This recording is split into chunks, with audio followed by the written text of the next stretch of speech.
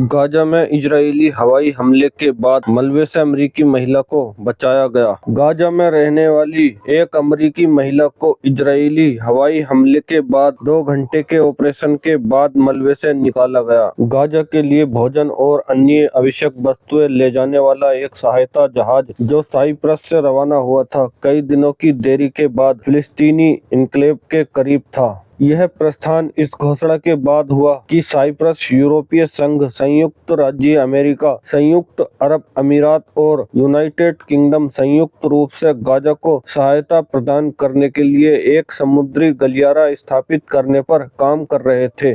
फिलिस्तीनी समाचार एजेंसी वफा के अनुसार अलग से इजरायली बलों ने पूरे गाजा पट्टी पर हवाई हमले किए, जिसमें दीर अल बलाह में 10 लोगों सहित दर्जनों लोग मारे गए और घायल हो गए। प्रधानमंत्री बेंजामिन नेतन्याहू ने मंगलवार को कहा कि इजराइल राफा में काम खत्म कर देगा। दक्षिणी गाजा शहर में एक जमीनी अभियान आगे बढ़ाया जाएगा। ब्रिटेन के विदेश सचिव डेविड कैमरन ने बीबीसी की एक रिपोर्ट के जवाब में इजरायलियों से जवाब मांगा, जिसमें खुलासा किया गया कि फरवरी में एक अस्पताल में छापेमारी के दौरान इजरायली सैनिकों ने गाजा में फिलिस्तीनी चिकित्सा कर्मियों के साथ दुर्व्यवहार किया, जिसमें आंखों पर पट्टी बांधना, हिरासत में लेना, कपड़े उतारना और बार बार पीटना शामिल था। इजरायली सेना ने पिछले 24 घंटों में गाजा में 88 लोगों को मार डाला। यूएनआरडब्ल्यूए गोदाम पर इजरायली हमले में कई लोगों के मारे जाने और घायल होने की खबर है। जर्मनी गाजा में हवाई सहायता पहुंचाने के लिए अभियान में शामिल हुआ है। इजराइल ने माना कि कथित तौर पर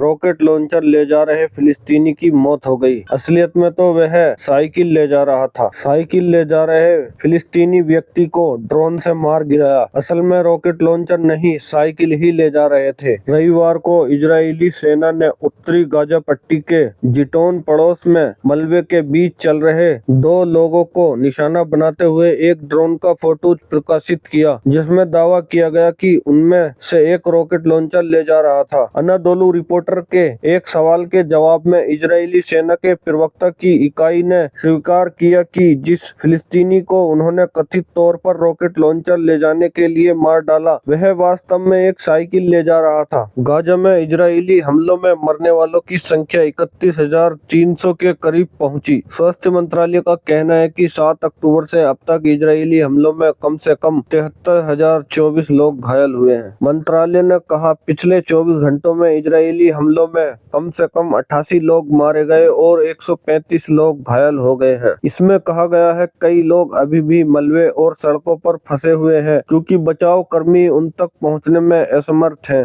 मंत्रालय के अनुसार लगभग 72% फिलिस्तीनी पीड़ित महिलाएं और बच्चे थे। हमास के सीमा पर हमले के बाद से इजराइल ने गाजा पट्टी पर हमला किया, जिसमें तेल अवीव ने 1200 लोगों के मारे जाने की पुष्टि की है। अंतर्राष्ट्रीय न्यायालय में इजराइल पर नरसंहार का आरोप है।